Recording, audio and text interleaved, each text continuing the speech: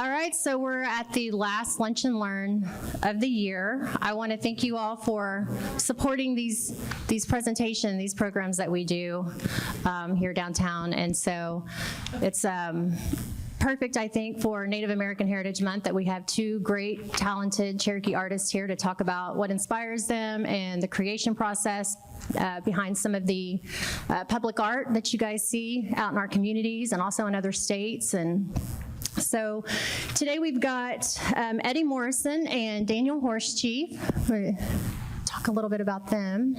We can get this to...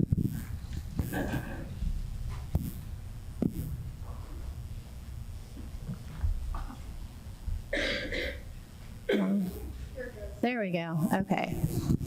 Okay, see. Which picture is that? Which picture is it? All right. That's me, all right. That's Eddie. All right. I'm going to introduce Eddie real quick, and then I'll introduce Daniel. So Cherokee Nation citizen Eddie Morrison has been creating art in the Tahlequah area since the 1970s. He specializes in creating three-dimensional works from wood, stone, and bronze. Eddie's contemporary traditional style also incorporates relief-carved images, which give his work multiple layers of visual interest and meaning. A Cherokee Indian born September 29th, 1946 at the Claremore Indian Hospital, Eddie was raised by his grandmother, Jane Bat Brackett, a full-blood Cherokee Indian in Tahlequah, Oklahoma. He attended Northeastern State University in Tahlequah. Eddie was profoundly influenced by the great Apache artist Alan Hauser, who encouraged Eddie to continue his studies on a more advanced level at the Institute of American Indian Arts in Santa Fe, where Eddie graduated with a degree in three-dimensional arts. Other formal studies include marble stone carving and classes at the Art Student League of Denver. My statement about my work is that I consider the natural forms of the wood and stone and believe in letting the material speak for itself and feel that they have their own stories to tell. Besides my own feelings and interpretations, my ideas and themes come from the philosophies of Indians about life, spirituality, respect for life, animals, and all that is around us, given to us by the great Creator. Well, thank you for being here with us today, Eddie. Thank you for having me.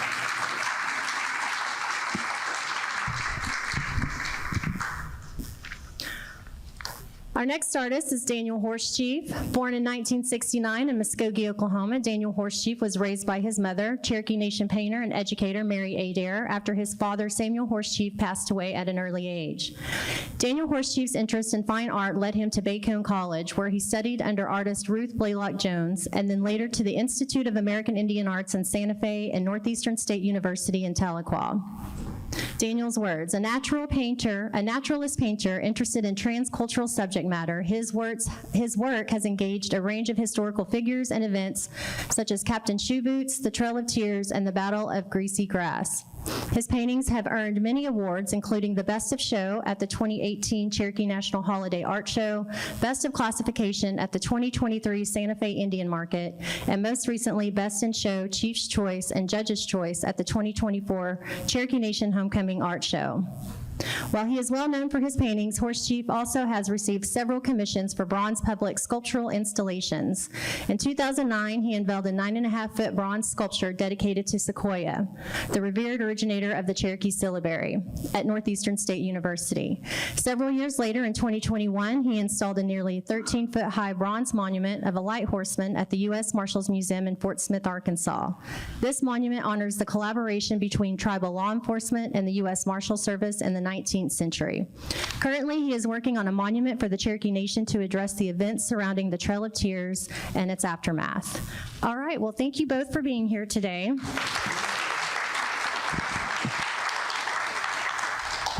And Eddie, we're gonna go ahead and get started with you. If you want to pull the mic off, we can do that.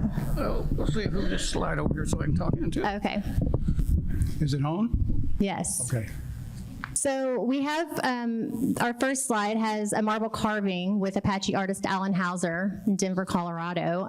Can you elaborate a little bit about getting started and how he influenced you? Yes, when I first started carving, I was doing mainly just wood, small wood pieces, and no monumental size or anything. And I had seen this ad. I'd always wanted to try doing stone sculpting. I'd seen this ad somewhere in an art magazine or something, that the Art Student League of Denver was having Alan Hauser as a guest instructor for. So I saved my $400 and went to Denver and we went on over to Marble, Colorado, and I watched him carve, and he helped me learn how to carve. And he's, besides being a great sculptor, he was quite a man. He carried himself well. And of course, you've probably seen some of his works. One of them's on the Capitol in Oklahoma City. But I learned a lot from him. As you can tell, I was pretty young when I took that class, so I still had black hair then. But that's probably the gist of that story. Okay. All right, the next is your sculpture over at the Cherokee Nation Veterans Center. Can you talk a little bit about this piece of work? This is a sculpture they bought for the Veterans Center, the Cherokee Nation Veterans Center. It's called the Iceman in the Fire, and as you can see the flames coming up from the bottom. And he has these magical braids that he blows on and makes rain and water and snow come out. And I tried to do it where it would kind of be representational of this story that we have of the Iceman in the Fire, where they had a fire they couldn't put out, and they never could get it to go out, so they said they knew a little guy up north that would come down and put the fire out for them. I apologize for my voice. But anyway, they hired him, and he came down there, and he put the fire out. So what is this made out of, this one that's over at the Veterans Center? What's the name of it? What is this one made out of? Oh, it's made out of New Mexico alabaster. New Mexico alabaster, okay. All right, and that one's over at the Cherokee Nation Veterans Center.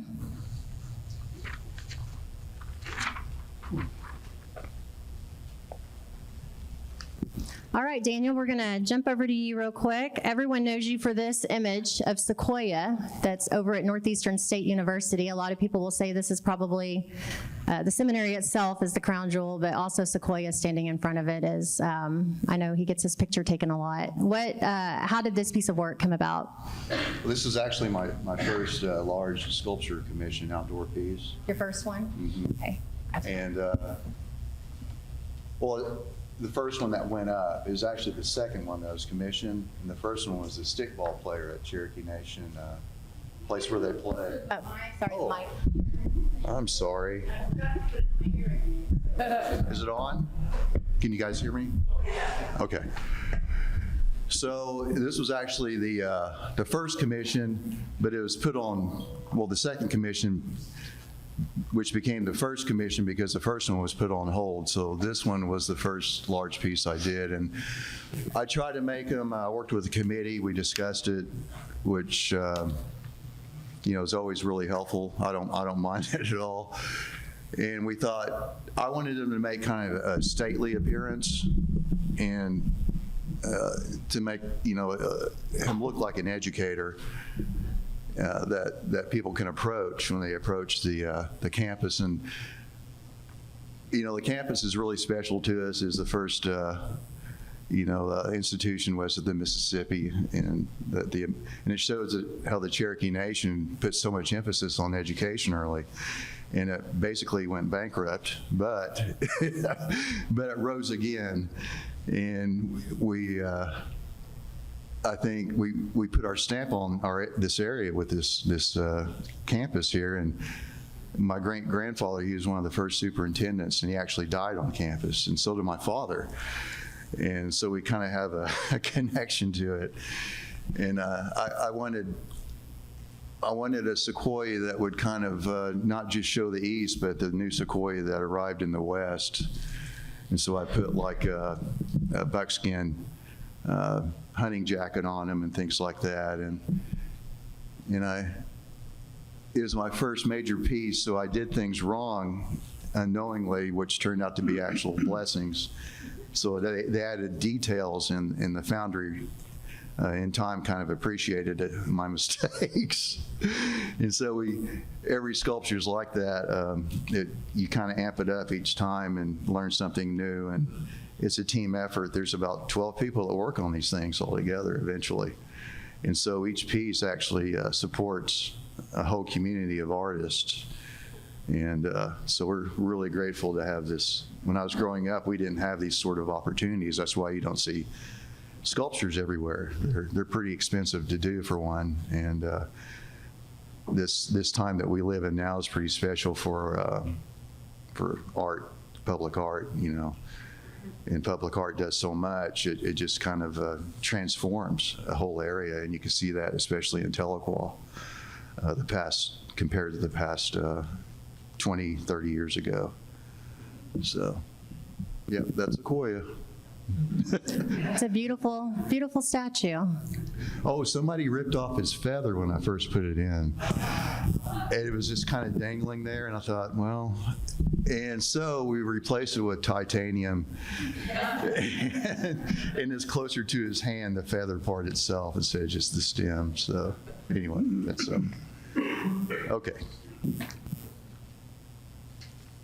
All right, Eddie, we're going to jump back over to you and talk about this project over at the Cherokee Nation Outpatient Health Center. If you've ever been over there, you guys have probably seen this over, I think it's on the first floor. In the lobby. It's in the lobby area, yes. And so tell us a little bit about the process and the tree as well. Well, it's kind of interesting because Bill John Baker had saved this tree. It stood on the corner of a female seminary, and it was dead. And he just took it over and laid it out outside. And he wanted to have some pieces made out of it to commemorate what it stood for and everything. And when we went to look at it, I thought there's no way we can use that. I mean, it was just laying out in the weather and no good, but I kept working at it, and he wanted what we could possibly do with it. So we took it to the sawmill. I worked with Gino Olea and B.J. Foreman helped with it. I did the people and the children and the eagle, and B.J. did the fire, and that's the name of the thing, is From One Fire.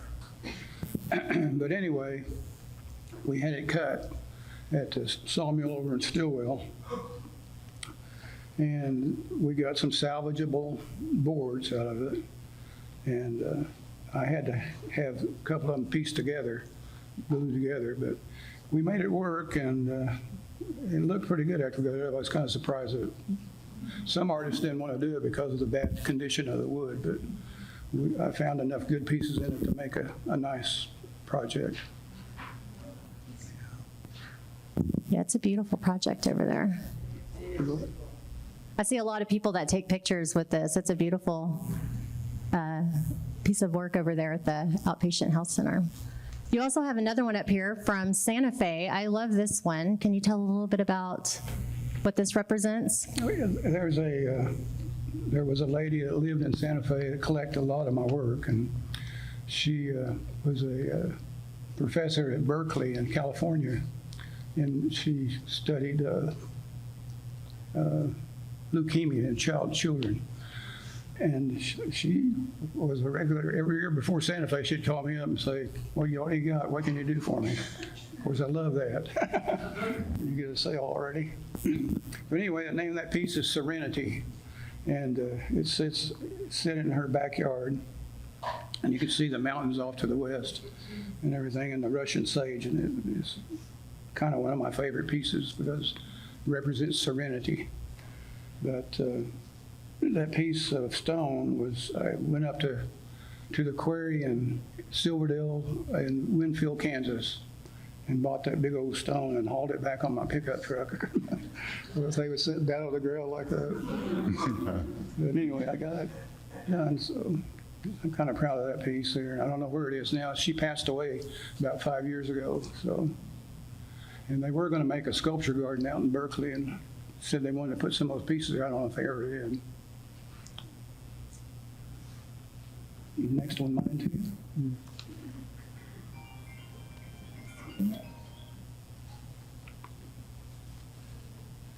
All right, yes, so both of you have pieces on our Cherokee Nation cultural pathway, and so we'll go ahead and start with you, Eddie, and talk a little bit about this process of your 4 pieces that are on the cultural pathway, and then we'll move on to Daniel. The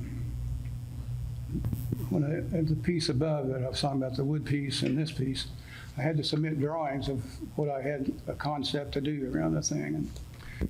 And so some of them required drawings that you had to make a sketch to give them an idea of what your concept was and what they wanted. So, but these 4 pieces were commissioned to be around the kind of a circle. And one of them represents a Cherokee potter. The next one represents a lady carrying wild onions. And the other one's a matriarch of the family. And the other one's carrying vines and things to make baskets out of. And they represent our Cherokee women. So how much do these weigh? How hard is it to transport these? Well, these pieces probably only weigh about 150 pounds, but the bigger pieces can go clear up to almost a ton. Oh.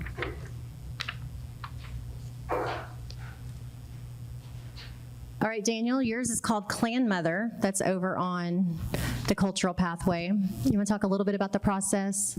Yeah, I was thinking of the weight, and I was surprised by this, but it seems like all of the pieces I've worked on, the clay seems to be heavier than the finished piece, than metal, and that's a problem because you have to transport these fragile clay pieces, and the way sometimes I design them is there's a lot of negative space, and there's these fragile kind of extended pieces, and so sometimes I transport it or I actually make them in sections. And my studio wasn't big enough for the latest piece, the equestrian piece, so I did it in actually 3 sections. And there's a lot of math involved. With that 9-foot or 12-foot equestrian piece, I actually made a maquette that was, the figure itself would have been about 2 inches high. And so just to do it, and that's kind of how I started was when I was a kid, I loved miniatures, and especially the military stuff, And I actually got a job making and painting them when I was a kid. In high school and junior high, and I saw the process of making these things and the molding, the molds, and it's just scaled up basically. And so I make them kind of like a model, and I think of them that way, that in different sections. And then I, like the big piece, the equestrian piece, I pieced it together at the Foundry once I got it delivered, and then. In metal, that's when they really put them together. And fortunately, it's always worked. You're just, the whole time you're just kind of, and with this piece, it was no different. It should have taken 6 months, but it ended up taking them, I think, about 10. Because, believe it or not, that's kind of intricate for a foundry to do. And every time I show up with a piece now, they kind of just go, oh, man. What's But they're artists, and they do amazing work up. It's toward Wyoming, it's northern Colorado where I take them. And this piece, we got it done. They sent me pictures of the finished piece. I wanted it bright, almost like brass, with white and stone-colored patina on it. So they sent me a picture and it looked great. So I went to go pick it up, and when I got it, it was dark brown. I guess someone had missed the memo, and they thought, hey, this isn't finished. And so, but things like that happen all the time, and they turn out to be great in the end. So I brought it back and worked on it, the finishing work, which I've never done. I ground it down, polished it, and all that stuff. Kept some of the brown on it, and then colorized it myself. I just ordered metal washes and things like that over the internet, and good quality things. And I just decided to finish it myself and add color. And so that was that's what we ended up with. And that's the first piece I've done that with, and I think I'm going to keep doing it. Nice piece. And it's an outside piece, and the color's holding up so far, so it's kind of an experiment to see how that goes.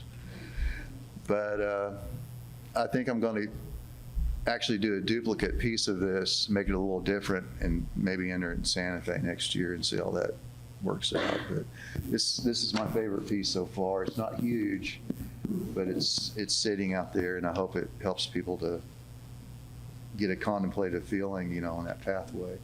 And they're going to expand the pathway too, so they're going to put like buildings and things like that to it, so it'll really enhance the downtown feel, vibe, just like this building does.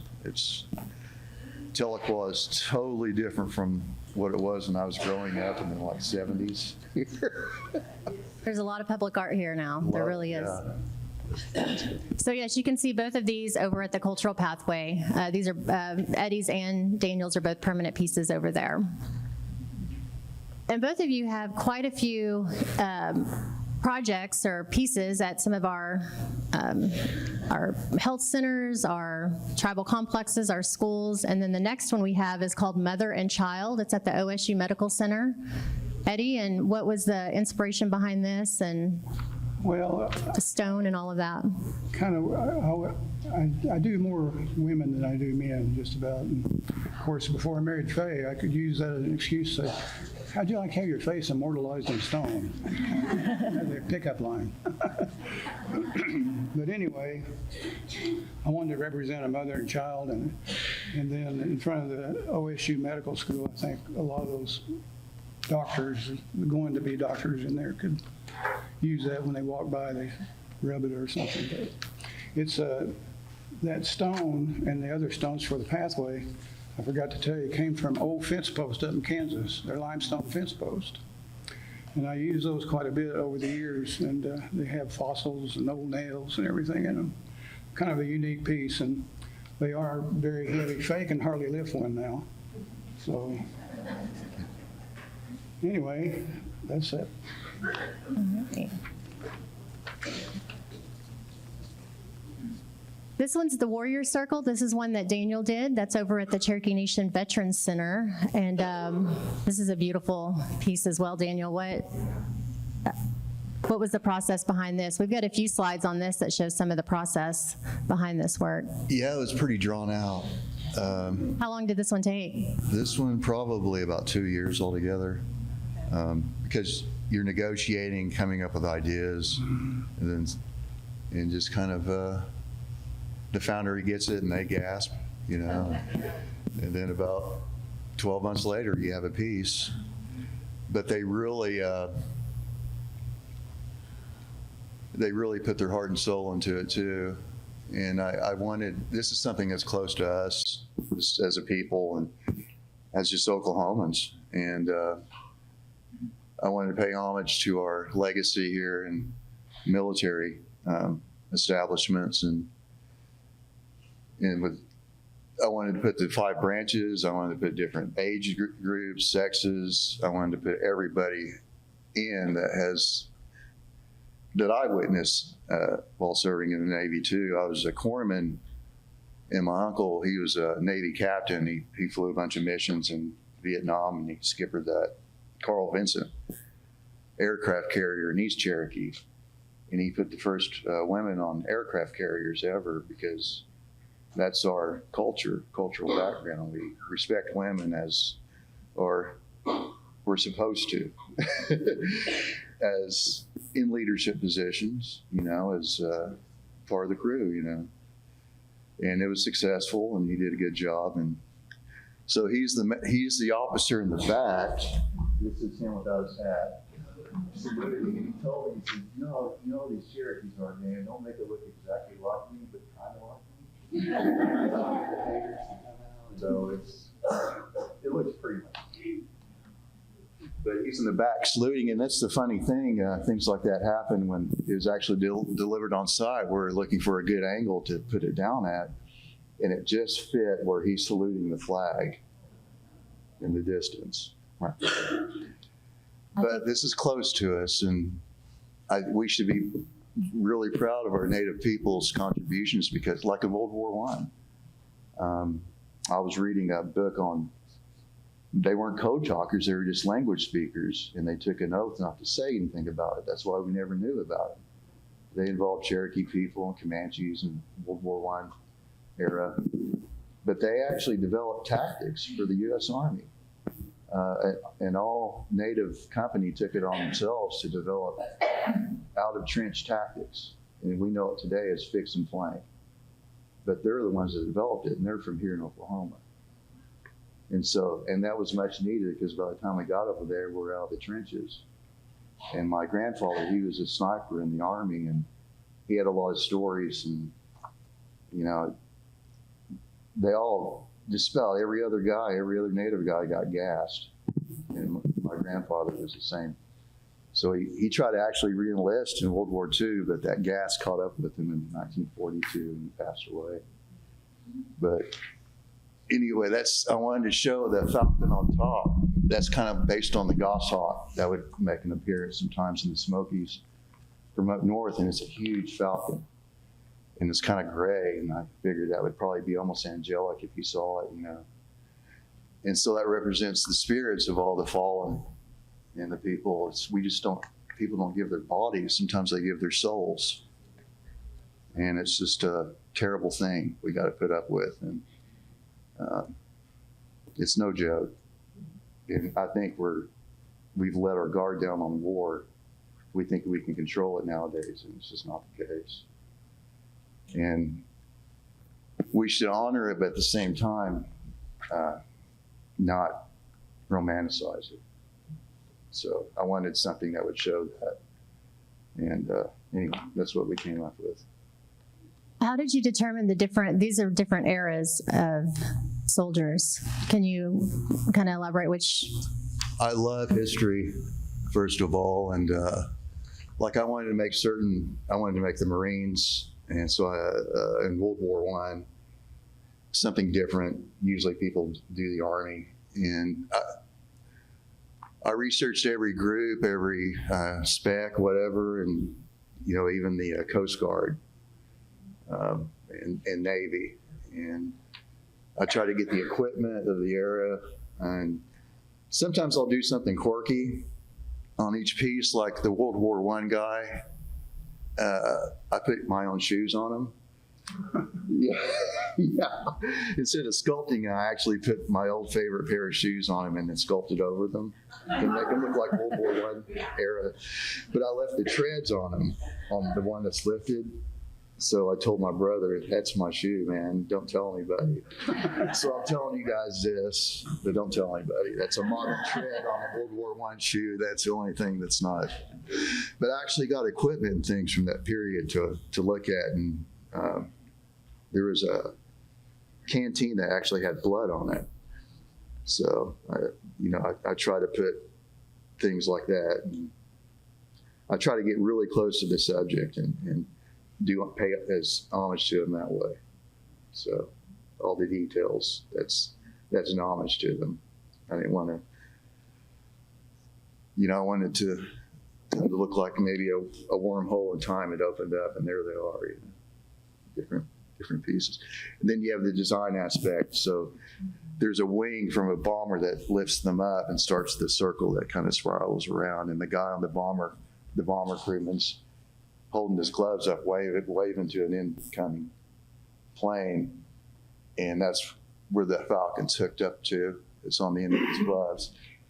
And you might design it a certain way, but when it comes to the practicality of actually making it, like when I take it to the Foundry, we like to reposition the Falcon and things like that and put them more on closer to the hand or the glove. It doesn't look as dramatic, but it's more stable that way. And I probably shouldn't be telling you these things because the Falcon wing was actually more closer to the tip of the tip of the wing was stationed on the glove like that, but we decided to put basically the middle of the wing closer to make it more stable.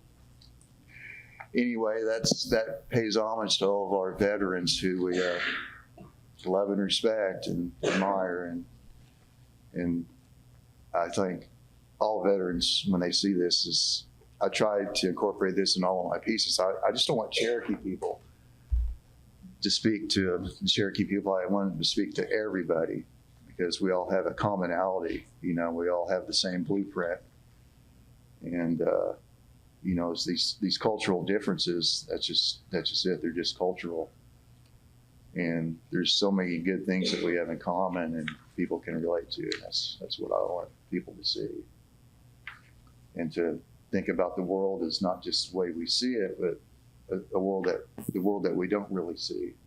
It's actually the real world, and that helps your character, and it helps your outlook and your hope and things like that. And I talk about my faith a lot with people, and I try to share that, and I incorporate my faith in the work as well. And I try to approach each one with a clear heart and know that I need help, because a lot of those mistakes I thought were mistakes weren't actually mistakes. They're just guidance, and we're really just vessels, whether you be a writer or a teacher, an artist. And Native people, we don't really say I about it, because we're just kind of like vessels where it works through us and delivers it, and we're just kind of not so much going with it or along for the ride, but we're just part of that process. You got to respect it that way and look at it in that way. As a Native artist, I think that's the most important thing I've learned from our philosophies, and that's kind of kept it going. Well, it's a beautiful, Thank you. beautiful piece, and that honors our military. So our next one, Eddie, you just finished up this project this last year, right? Strengthen Families. This one is Cherokee Street in St. Louis. It's a life-size sculpture, and it was about a year and a half ago. That took some doing because the guy called me up, and I thought it was a spam call or something. I didn't answer it for 2 or 3 times. And then when I finally answered it, because I got tired of him calling, he said, I'd like to talk to you about doing a piece for me. And I said, okay, what do you got in mind? And he told me about the big project and everything. Anyway, I sent him some, he said, I'm going to give you the option of you do the subject matter and you do it the way you want to do it, which is pretty rare for somebody commissioning a big piece. But I said, okay, and told him what I'd have to have, and told him if he'd order the stone and get it to me, and I could do it in my studio. But there's a picture there of the 3 blocks. Those weigh about 1,000 pounds apiece, and shipped it down there because these are life size. I did a man, a woman, and a child. And the name of the piece is Strengthen Families. And I made the woman a little bit taller than the man because women are so important to our tribe and everything. They are the matriarchs, and I always try to honor them. But it was quite a project. I had to submit drawings, and they had to go to the city and get permits, and they had to have a structural engineer come down and see where we were going to place it. And finally, I finished it. They were on me about the deadline. I was running a little bit over. We rushed and got it shipped up there, and then it sat in a warehouse for 6 months. So. Is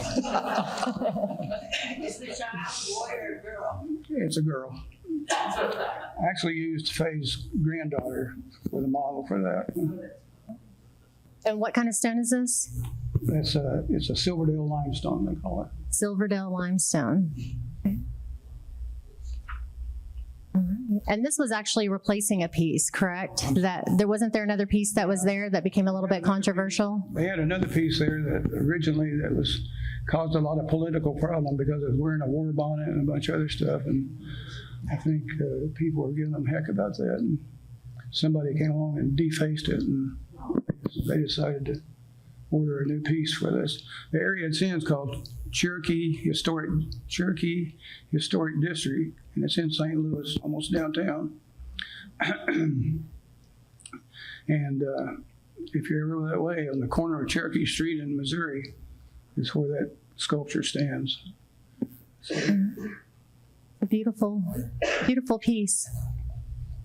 This next one, I was excited to get to work with Daniel on this one. Years. How many years? This one took 10 years? I don't know. It was something that About time, I have no idea. this Five Tribes Lighthorse monument that's at the Marshall's Museum in downtown Fort Smith, right there along the river. You can see the Arkansas River, and that's Oklahoma behind it that you see behind the river there. And it's a beautiful piece. I got to watch Daniel do this. Go to the studio and watch the whole process. It was the first time I had ever seen a process of having a bronze statue done. And so tell a little bit about this, Daniel. This was to honor the 5 tribes, all the light horse from the 5 tribes historic that were part of the U.S. Marshal Service. We have a lot of, historically, we have a lot of marshals that were cross-deputized here in the Indian Territory, and this is to honor the tribal lawmen who assisted the U.S. deputy marshals out of Fort Smith to apprehend criminals here in Indian Territory. Yeah, that's basically how a lot of projects start, is an idea, and they have a concept, and they wanted to incorporate one piece that would incorporate all the 5 groups, and the subject matter was the U.S. Marshal having the native light horsemen, and this would be post-Civil War period, so I put everything I'd ever studied so far as the region and the equipment and that sort of thing, and different cultures. And this piece really attracted all that. And so I like the draw of his weapons. You have the Cimarron handle, the draw, the crossguard draw, and the Cimarron grip and all that. And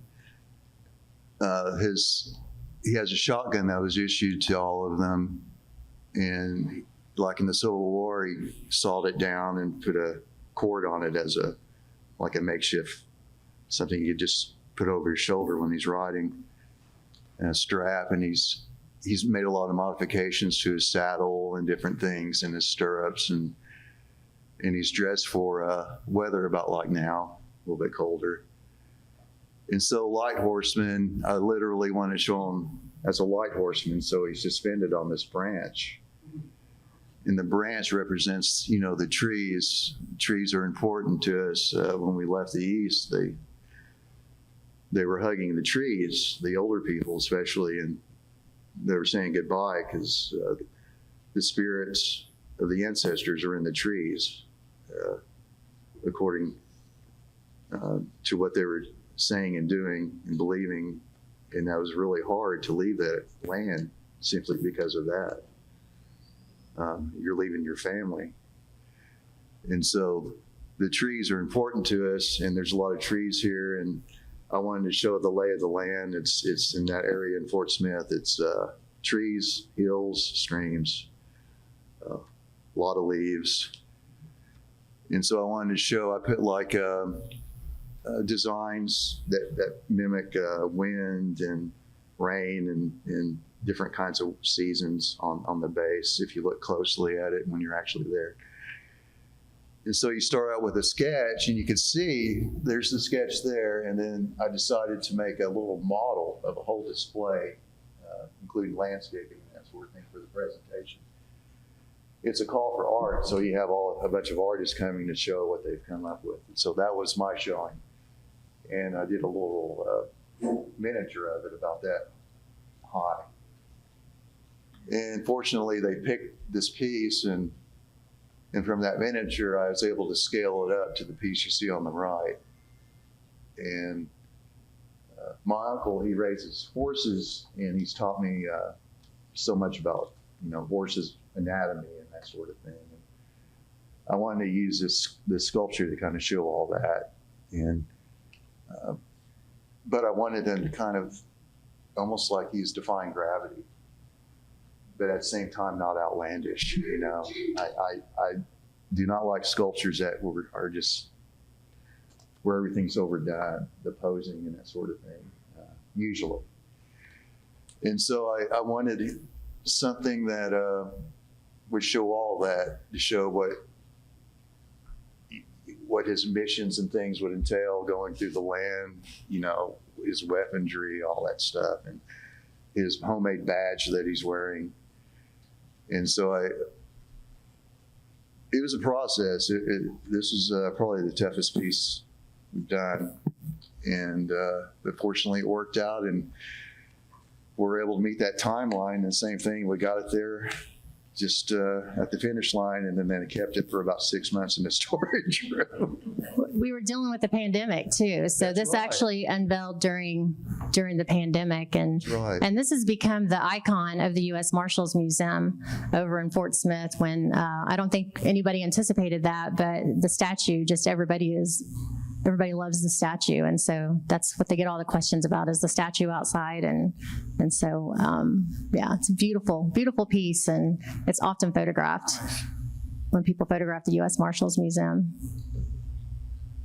This next one, I love this story. So when I was going through some of their images and trying to, if you go to their social media pages, Dan and Eddie both have artist pages that have so much of their work on them, and it was so hard to decide what we were going to talk about today. But I came across this story, and I love this story about Sissy Bear in Morrison, Colorado. So this was to honor an actual bear there, correct, Eddie?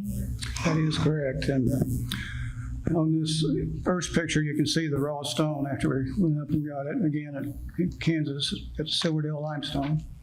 And that's me making it with the grinder and everything, working on it. And that's me hugging it after I finished, because I was so happy to finish it.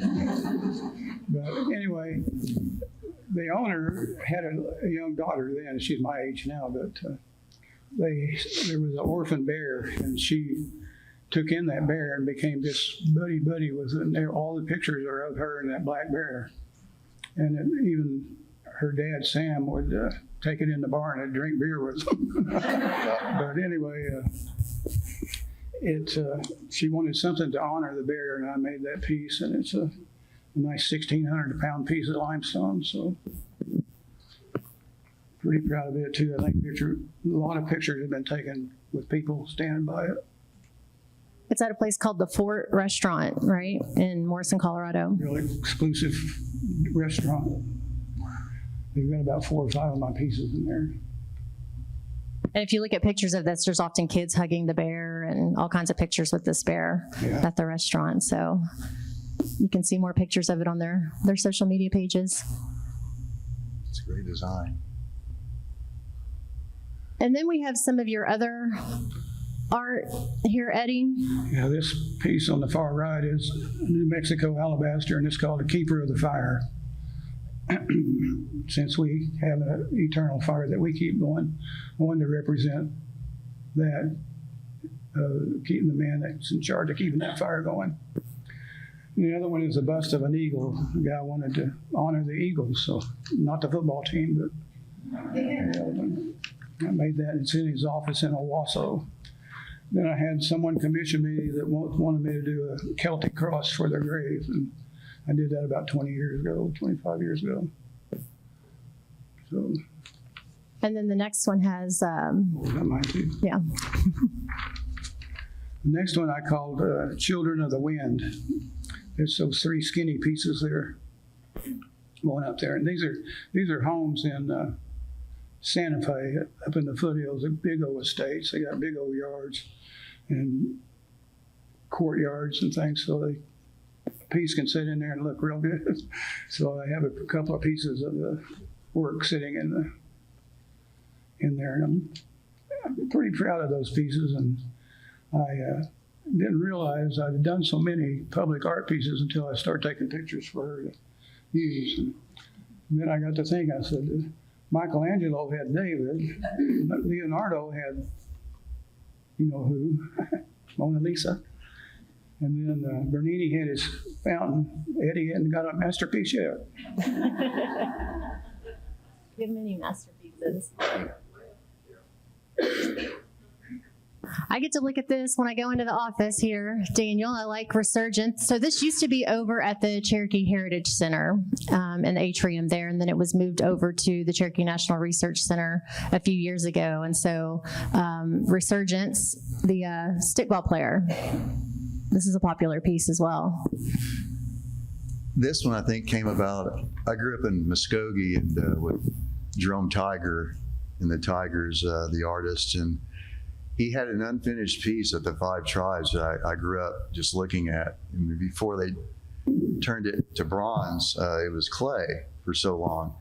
It was an unfinished piece that he was working on when he had passed away. And I always thought of that story, and he'd always been an inspiration to me, just his story, his life. And so I decided to pay homage to him with this piece. And his piece looks better. It's more dynamic, I think.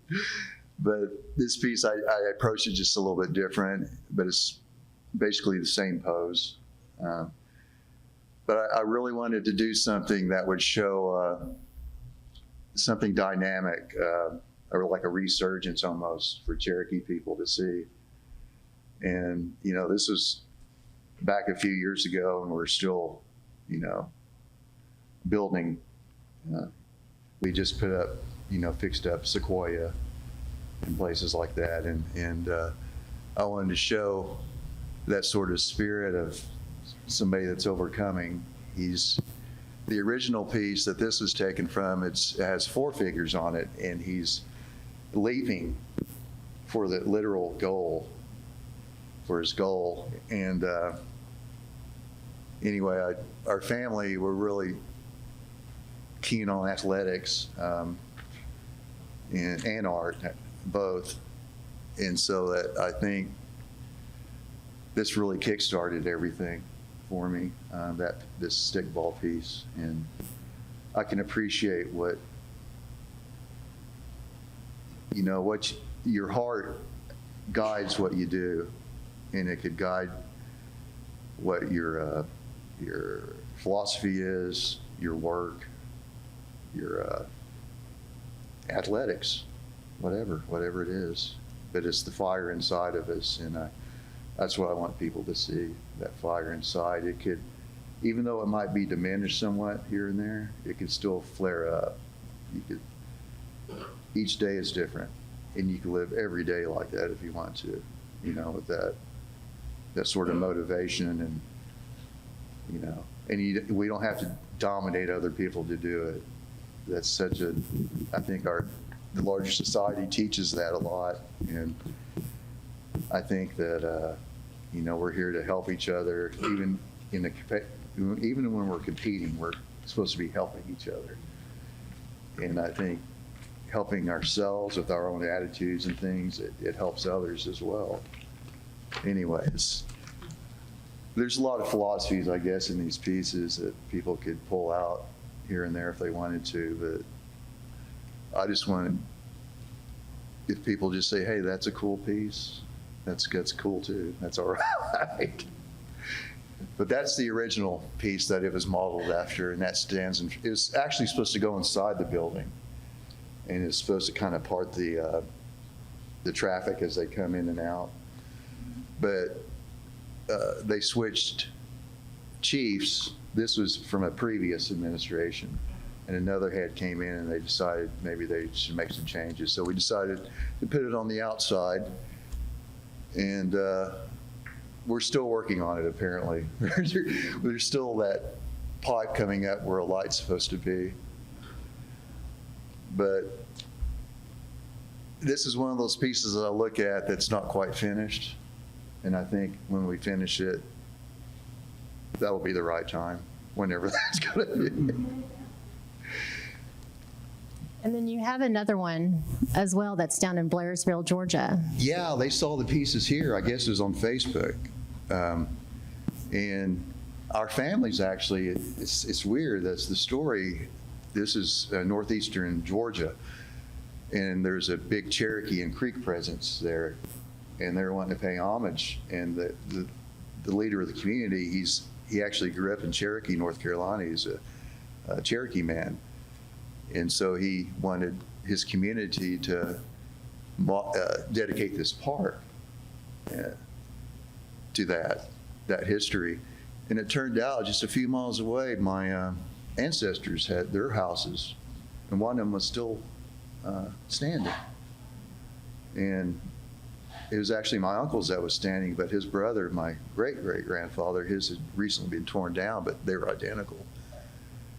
And it kind of shows good and bad, what we left behind, a lot of people don't realize it, but that house now is called the Rockford Plantation. And it's being rebuilt to its former state. And later on, the people that moved into it after removal, they added onto it as well. And so it just shows, when I went back, it just felt like home. You know, sometimes you just want to stay for a while, just stay. The people were extra kind, really nice. And you know, when you have public art like this, it seems like it puts everybody in their, on their best behavior. It's almost like kids on recess or something when the teacher comes out, you know, but it gives a great vibe. And coming back from the east, I stopped by somewhere in Missouri, and there's a big bridge crossing the Mississippi. I mean, what was that? I can't remember the community offhand, but anyway, on one side of the bridge, it was this vast sculpture park, and it had all the different kinds of abstract, stone, metal, representational, but everybody there. It was almost like they're in this kind of blessed area, and it was just a great, serene place. Kids, grown-ups, older people. And that just hit me. I was like, man, that's what public art does. That's why we have it, you know.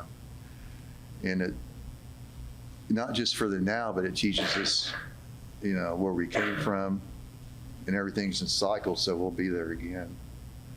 You know, we'll probably end up migrating again somewhere, you know, who knows. But our history it's all those cycles. And when you think about it, the removal was just a continuation of that cycle. They say we removed, you know, to the east around Georgia and those areas, but before that we had removed to the north, and then we removed back down to the east, and then before all that we'd removed over the Gulf of Mexico from Central America and places like that. So we're constantly in flux, but what we do is we stay together, and even if it's imperfect, we'll have factions and all that, but that resurgence happens over and over, and we're seeing it now. You know, all of our ancestors used spears and bows, and people look at Native people and they think, oh, we're just in this constant state of that. We'll always be that way, always were that way, and this and that. And that's because they don't know themselves. Like the Germanic peoples that came here, their name actually comes from spear, because they use spears. And so it's all culture. We all learn things, and we knew that education is important. My other group, Pawnee people, knew that too.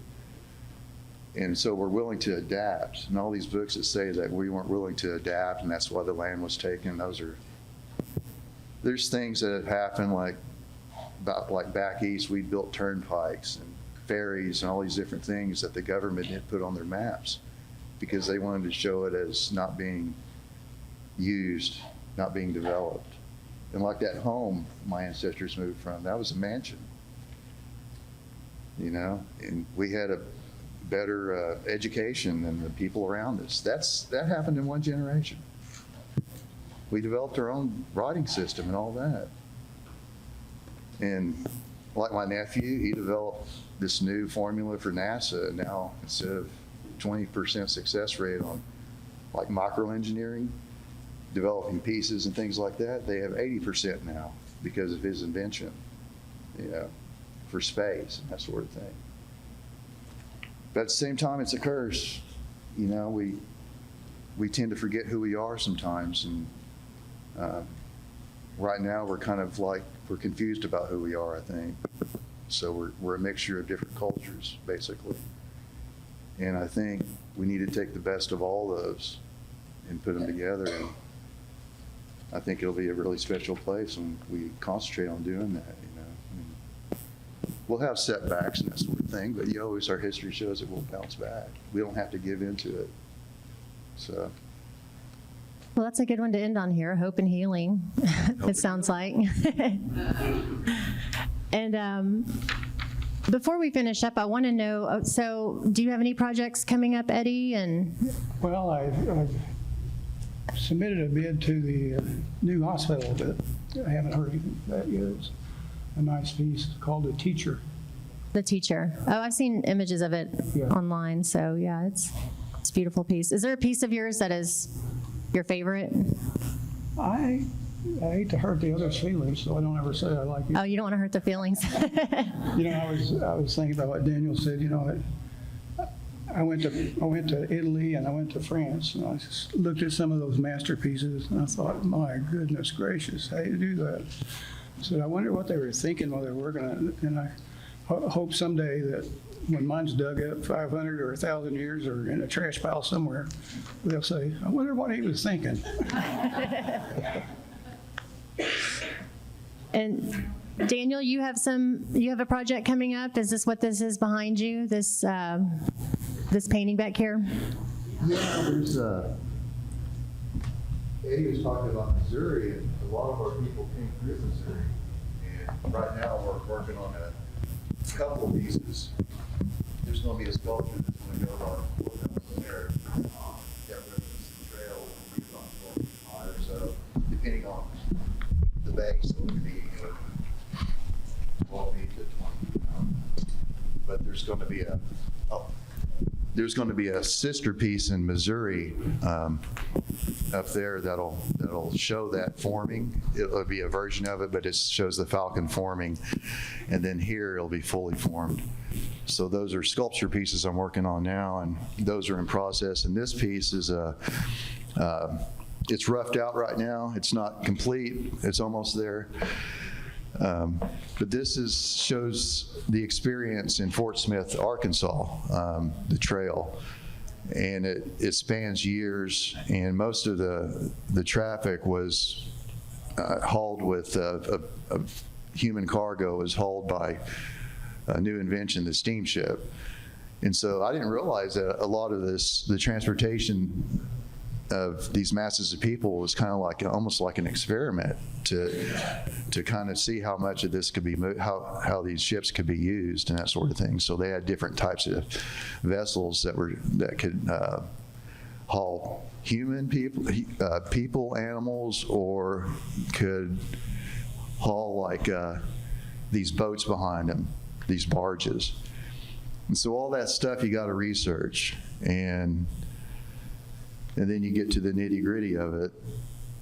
And these, again, like the other piece, it's supposed to represent the 5 groups. And so these blank areas will eventually be these kind of relief pieces that will represent each group: Cherokee, Creek, Chickasaw, and they'll be adhesed to the finished piece. But it's a process. This will be taken, scanned, digitally enlarged to 20 foot long, to about 6 foot high. And the wall that's being constructed, it's going to be a 20-foot wall, and it's going to snake almost like an S curve. It'll be on top of a rise that's wooded, and leading up to it will be a pathway that's landscaped with pillars that represent. They're about, I guess they're 8-foot pillars or something that will represent each group. But it shows the experience, and this is where the bridge now stands. But it used to be a little port that went down to the riverside. And so I showed the fort in the background, different periods, and I show the river traffic, of course. But there's a group we found that actually came through, and they were a Cherokee group that had split off, and they had managed to get a hold of about 16 wagons. They rented out 16 wagons with some ox teams. And so I showed that in this piece. That's a central group, and they just happen to be Cherokee. And so again, the wormhole thing, I tried to make what I think people would actually look like, dress like, for the elements and that sort of thing. And these people this group would be actually well off compared to the other ones. And So they actually have blankets and things like that, and coats that they had gone along the way, and shoes and that sort of thing. So they're actually as rough and rugged as they look, compared to the other ones, they're pretty well off. And these groups the whole journey was by, instead of land, it was by water. So I showed that part of it, and the Army personnel and all that would be along. I'd show what they'd actually wear at the time. A lot of people, they tend to show them in like a parade dress or something. Like anybody that's been in the military, they know that there's your work dress and then there's your parade dress, and it'd be like showing somebody in a tuxedo out there, But things like that I think are important to get down. And the construction of the barge, the small ferry and that sort of thing that was described. And I was thinking about putting flocks of passenger pigeons in the back, because they said back then there were millions of them that would just cloud the sky, and they actually hunted them and sold them to the east, for a lot of groups did, for restaurants and that sort of thing, and that's why they became extinct. But when they arrived, that's what they saw. Things like that you find in journals, But it was definitely hard. In the military again, like march rates and that sort of thing. And they had these people marching, children and old people, 10 to 12 miles every day. And that rate destroys an army. That's why Napoleon's soldiers are committing suicide going into Russia, traveling at those rates. So people don't realize those things. They take it for granted. Oh, well, it was hard, but man, when you put it in a context like that, they're asking the impossible. And it's amazing that 3/4 of the people made it, And a lot of those people were affected physically they weren't the same after it. So I wanted to show all the different age groups and, the experiences on their faces. There's people where there's white spouses came with them, or white in-laws came with them because they had no options. And I put a slave figure here, and he's dressed, in the Cherokee garb and that sort of thing. And, we need to focus on that sort of thing. But also you need to add context. There is a mixture. In the South, we were, the female bloodlines, that's our heritage past. So in the South, you had a lot of mixtures almost immediately of the leadership that was, mixed with Americans. And so naturally, the culture too, so far as slaves holding, that was brought in that way as well. So that split our community. A lot of the traditional people and the full-bloods, they were anti-slavery. They saw it as an intrusion, that sort of slavery anyway. And so I think there's so many layers that people have to consider. And if we don't consider them, we just can't get the right story. We can't get the right feel. And I think that's important to lay that out too. We weren't a monolith. The Cherokee people never were really. We used to be these spread out villages that were linked, allied. And actually all of this, what all this conflict has done is actually brought us together in a way. And the conflict is actually, we're still going through it. We want, whole organizations want to do this to people now. And they want to just get rid of people because they're in the way. And, we're still in that box. There's people out there that want to take away our advancements and things that we've developed. And it could happen again, and it probably will. And so I want people to look at this, and I want, this guy looks pretty heroic, this nice, handsome officer that's mounted on a horse overseeing it all, but it's not such a heroic job that he's been assigned. And and could be his heart's not in it. You know, I want each figure to show a story. And I want people to see in these figures, these faces, people that they know around here, you know. So there's a lot to be said. I wanted people to look at this and feel it. I wanted them to see that these people have been uprooted, and it's just a blank slate in front of them, you know.